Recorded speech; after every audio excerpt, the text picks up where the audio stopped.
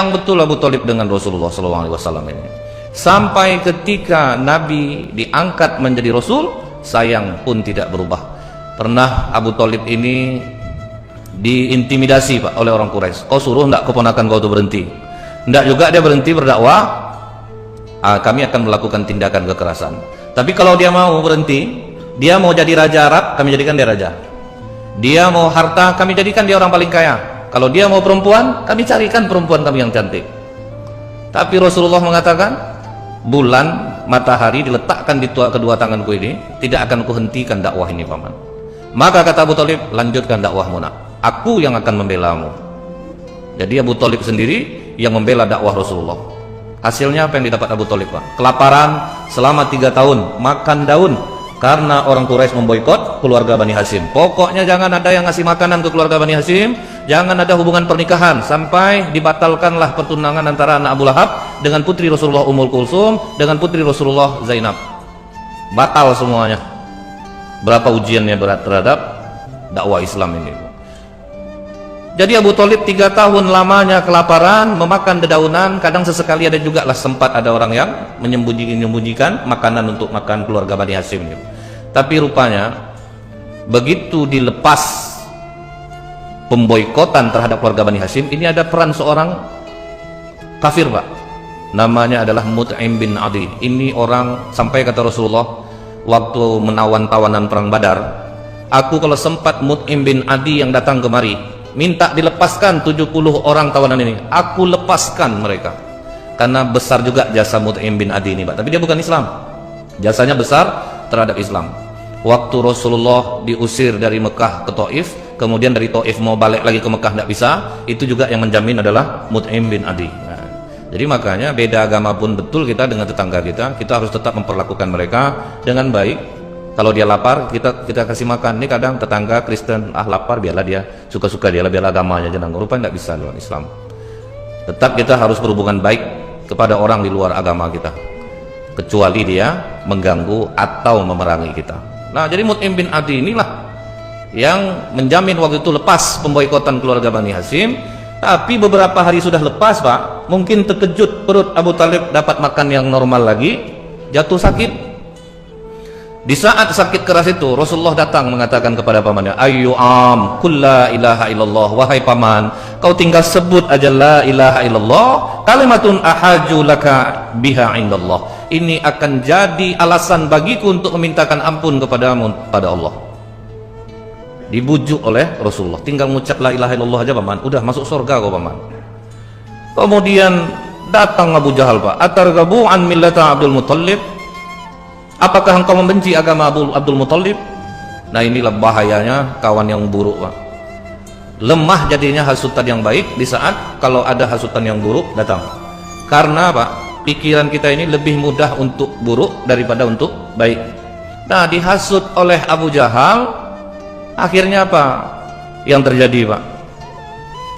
Abu Thalib menggelengkan kepalanya, dan dia tetap bertahan dengan kemusyrikan sampai ruh keluar dari badan. Sebagai keponakannya, Rasulullah berdoa kepada Allah, Ya Allah, ampunilah dosa pamanku ini. Banyak jasanya terhadap Islam, dia sayang kepada nabimu, dia memelihara aku sedari aku kecil. Ampunilah dia ya Allah, ampunilah pamanku ini. Apa jawaban Allah Pak? Maka nalin nabiyyi walladzina amanu ayastaghfiru lil musyrikin. Tidak pantas bagi seorang nabi dan orang-orang beriman memohonkan ampun untuk orang musyrik. Tak diterima oleh Allah Pak. Jadi mau sebaik apapun orang di luar Islam kepada Islam ini, kalau mati tidak dalam keadaan Islam, maka tidak akan diterima kebaikannya, walaupun keponakannya nabi itu Pak. Sementara orang non-muslim merasa kecil hati dia dipanggil kafir. Kata Rasulullah, pembatas antara iman dan kekufuran adalah sholat. Jadi siapapun yang tidak sholat kafir Pak, maupun dia orang Islam. Jadi kalau bapak orang tua kita tidak sholat, percuma kita mendoakan ya Allah ampunilah ya, tetap tidak akan diterima oleh Allah. Ketika Rasulullah sedang ceramah, apa kata Rasulullah? Saat ini pintu-pintu langit sedang dibuka oleh Allah. Siapapun yang ingin bertanya-tanyakanlah sekarang. Menunjuk seorang pemuda, ya Rasulullah, ayahku hidup dalam keadaan jahiliyah. Setiap kali sholat aku selalu memintakan ampun kepada Allah untuk ayahku. Karena kau mengatakan doa anak langsung dikabulkan oleh Allah untuk mendoakan orang tua. Setiap sholat aku memohonkan ampun kepada Allah untuk ayahku. Di manakah posisi ayahku sekarang ya Rasulullah? Jawab Rasulullah, di neraka. Menangis pemuda ini Pak, mau keluar dia. Kata Rasulullah, jangan kau menangis. Ayahmu dan ayahku sama-sama di neraka. Maksud ayahku itu adalah paman Nabi Abu Thalib. Tidak ada istilahnya Allah, ini keponakannya Nabi, tidak apalah, kita masukkan aja. Tidak ada Pak.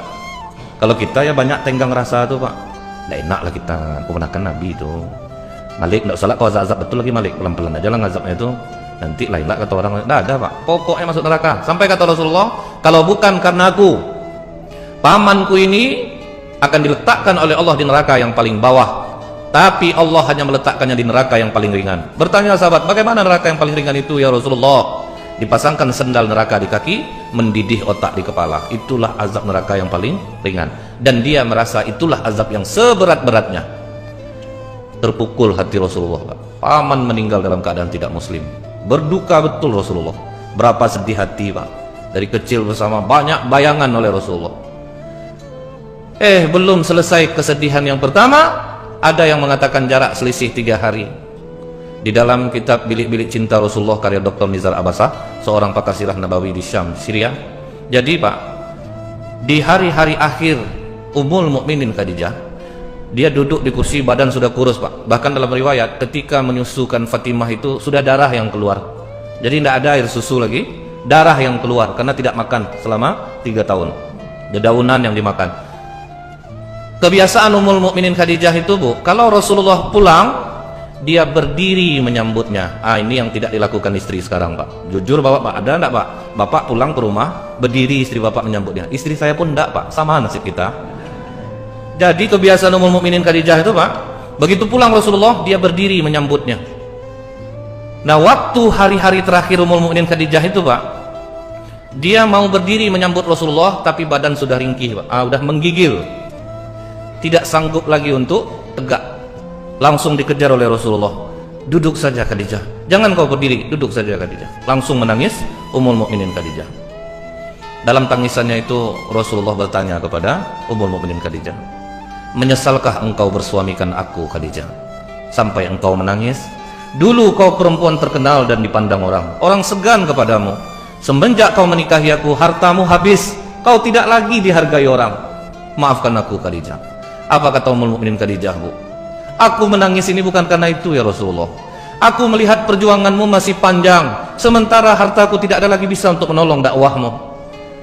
Jika aku mati ya Rasulullah, dan kau akan menyeberang lautan untuk berdakwah, tolong gali kuburku, susun tulangku satu persatu, jadikan jembatanmu. Kemana mau cari istri macam ini Pak? Inilah Bu yang membuat Rasulullah nyaris tidak menikah setelah kematian Ummul Mukminin Khadijah. Rasulullah memang tidak mau nikah lagi Pak, tidak mau menikah lagi. Cuman anak 6 masih kecil-kecil Bu, Zainab, Ummu Kulsum, Qasim, Abdullah, Ruqayyah, Fatimah, masih kecil-kecil. Maka keluarga mencoba membujuk Rasulullah, nikahlah. Karena Rasulullah memang sudah tidak mau lagi itu Pak. Tidak usahlah, biar aja aku seperti ini. Karena berat, banyak betul kenangan dengan Ummul Mukminin Khadijah. Karena banyak keluarga yang menyuruh-nyuruh, sudahlah ya Rasulullah, kau sibuk, ini anak tidak ada yang memperhatikan. Akhirnya Rasulullah menikah dengan perempuan yang paling tersiksa di awal-awal Islam, yang suaminya meninggal ketika hijrah ke Habasyah. Siapa perempuan itu? Saudah binti Zam'ah. Berapa umurnya? 65 tahun. Jadi istri kedua Rasulullah, nenek-nenek Pak. Jadi kalau ada orang mengatakan Rasulullah kuat nafsu ya, kalau kuat nafsu mending anak gadis dinikahi Rasulullah, istri yang kedua. Tapi Rasulullah memilih nenek-nenek Pak. Saudah binti Zam'ah itu Bu, badan tinggi besar. Kalau aku, kata pengakuan Saudah binti Zam'ah, kalau aku sholat malam di belakang Rasulullah, begitu aku rukuk, hidungku di punggungnya. Berapa tingginya itu Pak? Hidung Saudah itu Bu, di punggung Rasulullah. Itu kadang yang membuat Rasulullah tertawa mengingat Saudah. Dia agak humoris orangnya Pak. Jadi kalau Saudah binti Zam'ah ini orangnya agak kocak. Jadi kalau dia bilang sama Rasulullah, apakah berdarah hidungku Rasulullah? Karena setiap kali rukuk, hidungnya di punggung Rasulullah, tinggi, besar. Jadi istri kedua Rasulullah nenek-nenek, yang ketiga baru Aisyah Pak.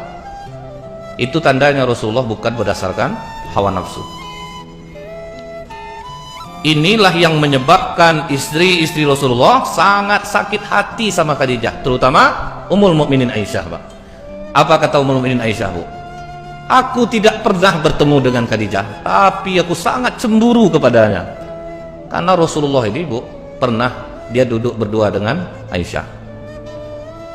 Di antara istri-istri Rasulullah itu, Pak, yang paling paling enak diajak Rasulullah cerita hanya Aisyah.